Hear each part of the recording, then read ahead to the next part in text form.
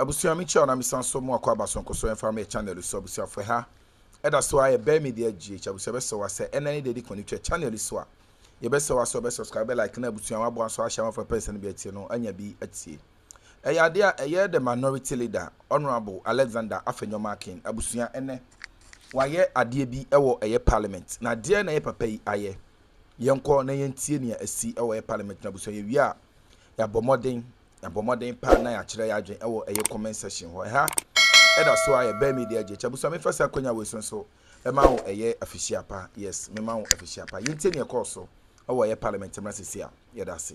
You are my senior brother, I won't do that. Mr. Speaker, Mr. Speaker, I've been on my feet for more than 7 minutes.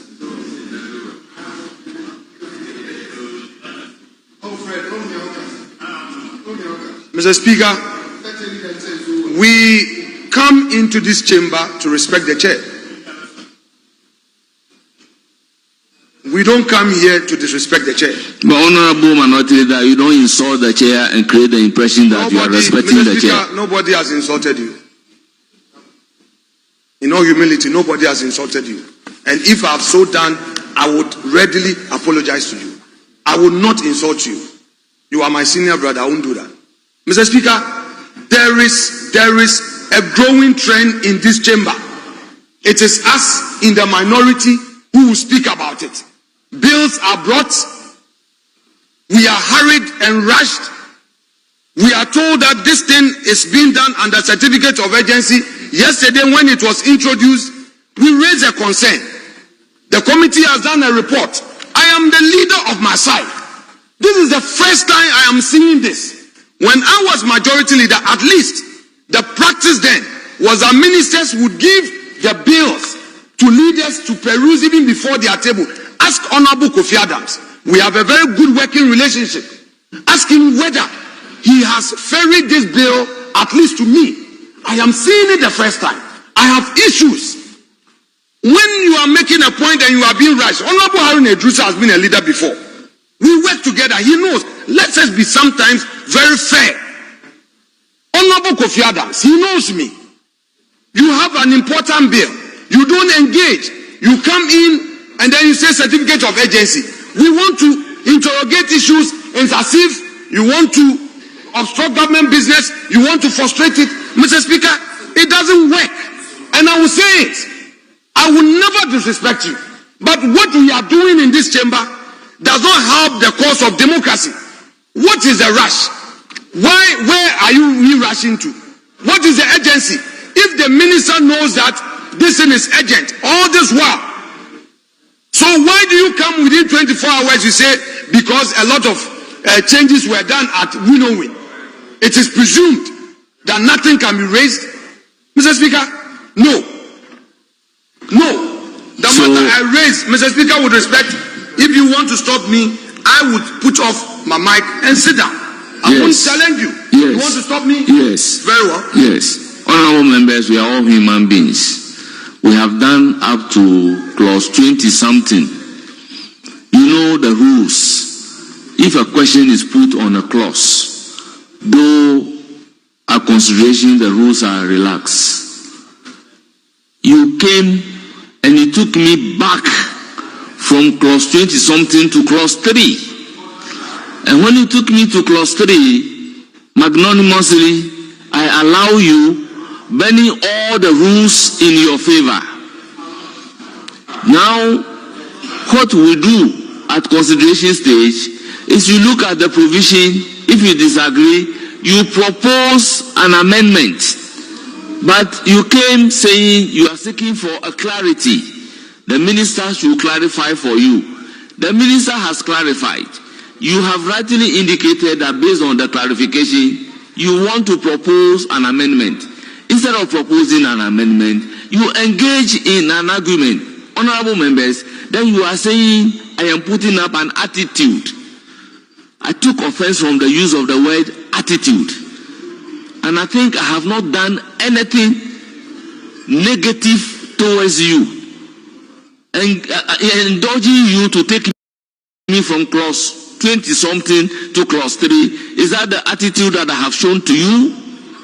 And you claim to be showing me a respect? I don't consider that to be a respect. I don't consider that to be a respect to the chair. You cannot be insulting me in disguise and claim you are respecting me. It is not done anywhere. That is why I place on record that Ghanaians should look at my attitude as well as your attitude in this chamber. And you can come into a conclusion.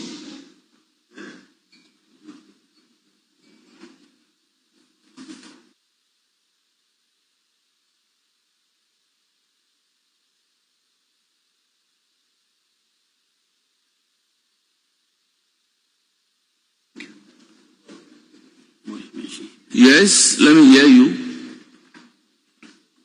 Mr. Speaker, from what you've just said, the impression I gather is that the use of the word attitude referring to the general trend in how things are rushed in this chamber was as though it was directed at you personally. That was not the intent. If in the construction it came across as such, then I withdraw it. Because you are the presiding officer. My duty is to protect you by showing you respect. We add an apology to it. Very well. That would help. Mr. Speaker, if that impression was created, then please find a place in your heart to let it go. Thank you very much. However, Mr. Speaker, I believe that you got the trust of my submission to the effect that as parliamentarians, we need sufficient time to peruse matters. Mr. Speaker, recently, as recent as last 2 weeks, my eyes were open to this AI technology that is taking over matters. And whereas in other parliament they have access to this technology to aid them, we don't have it. So I would want to also appeal through the chair to my colleagues opposite me that the approach in handling government business should be said that it should offer all of us the opportunity to peruse matters properly so that we don't get a backlash, or so that when we make laws, we pass laws, it gets out there to stand the test of time. This particular situation where the bill was referred yesterday, certificate of urgency, and then we are rushing it through, Mr. Speaker, is quite problematic. I just want to register that consent. I rest my case. Well, honorable members, this whole thing started yesterday when the minister indicated. We in the minority, when our party was in office, handed over an education system that was in the best shape it had ever been, although it was not perfect. WASI results were improving year after year.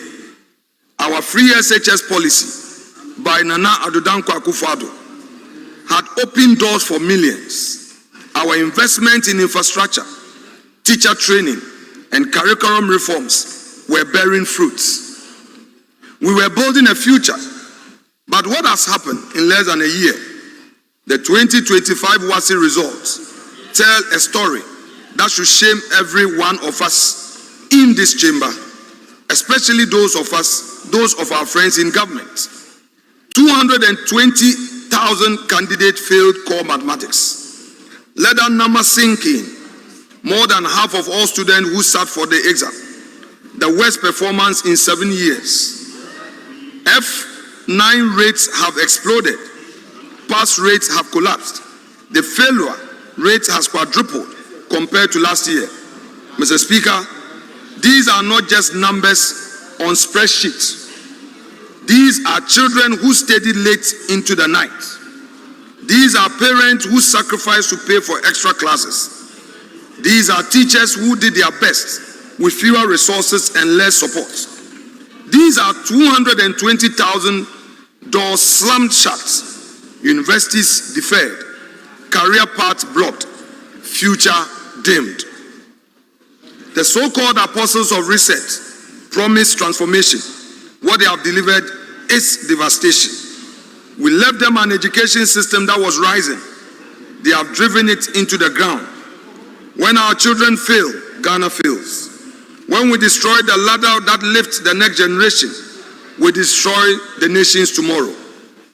This government promised a 24-hour economy, one job, 3 shifts.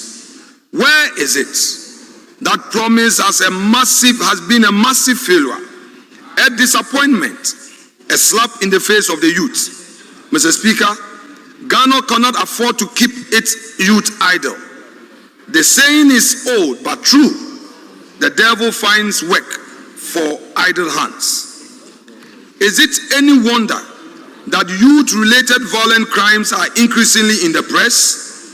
Is it any wonder that in some communities, young people are abandoning classrooms to chase illegal mining?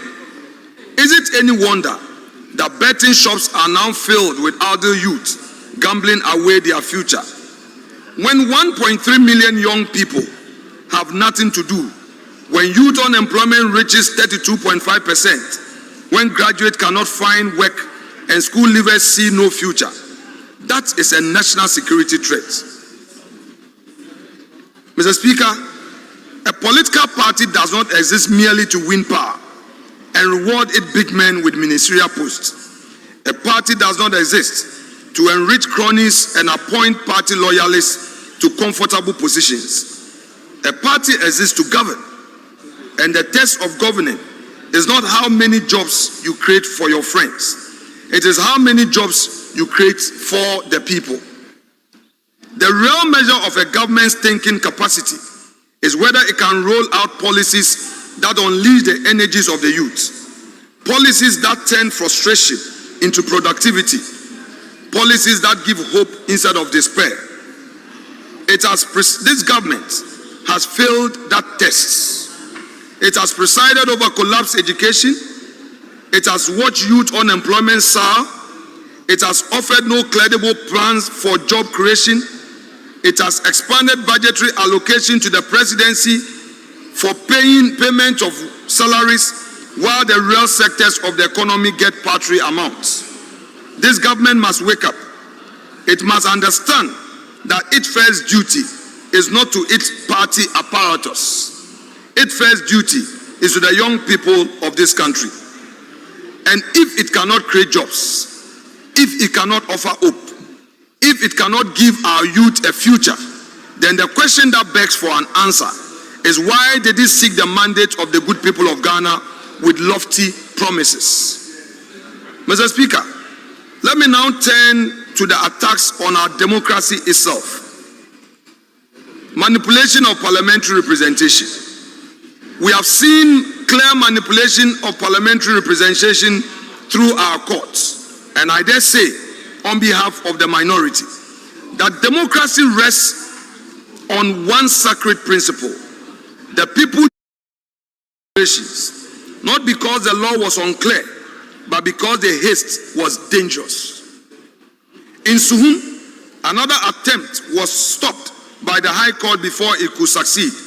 But across this country, similar schemes are being hatched, and we, the minority, are aware. Let the record show, this minority will fight to protect every mandate the people gave our colleagues. We have seen this playbook in other democracies, where courtrooms become backdoors for reshaping parliament. We will not let that happen here. The Constitution demands respect for the people's will, not convenience, not shortcuts, not political games dressed in legal language. And Mr. Speaker, lurking behind these attacks on representation is something even darker. Whispers, quiet conversations, plans being drawn in certain circles for a third-term presidential term. Some speak of creative constitutional interpretation. Others hint at amendment. all of them have forgotten one simple truth. Sovereignty belongs to the people, not those who sit in power. And let us be clear as the midday sun. Such schemes will not pass. Not on this minority's watch. Not while Ghanaians are awake and vigilant. We, the minority, will use every tool the Constitution gives us. Debates, motions, court actions, public mobilization, to stop any attempt to extend this government mandate beyond what the law permits. Mr. Speaker, we remain deeply troubled by the repeated introduction of government business under certificate of urgency without prior notification, adequate consultation, and sufficient time for proper scrutiny. While the Constitution permits emergency procedures under specific circumstances, such provisions are intended to be exceptional. We have witnessed instances where bills of significant national interest were laid before the House under certificate of urgency, with little opportunity for members to peruse their implications, consult relevant stakeholders, or subject them to rigorous debate. This approach undermines the very essence of legislation. A recent example is the